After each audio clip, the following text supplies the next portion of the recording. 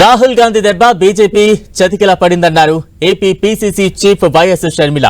ఏపీలో అధికారంలోకి వచ్చిన చంద్రబాబు స్పెషల్ స్టేటస్ సాధించాలన్నారు. పోలవరం ప్రాజెక్టుపై వైట్ పేపర్ రిలీజ్ చేయాలని డిమాండ్ చేశారు.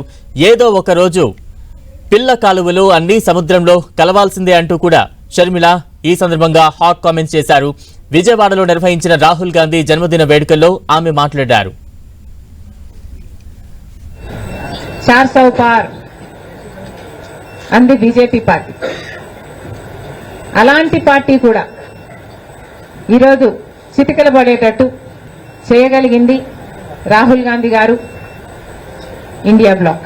చంద్రబాబు గారికి మరొక్కసారి గుర్తు చేస్తుంది కాంగ్రెస్ పార్టీ, మన రాష్ట్రానికి రావాల్సిన ప్రత్యేక హోదా. ప్రత్యేక హోదా అన్నది ఆంధ్ర రాష్ట్ర ప్రజల ఊపిరి. 10 సంవత్సరాలుగా మోడీ గారు, బీజేపీ పార్టీ ప్రత్యేక హోదా విషయంలో ఆంధ్ర రాష్ట్రాన్ని, ఆంధ్ర ప్రజలను మోసమే చేశారు.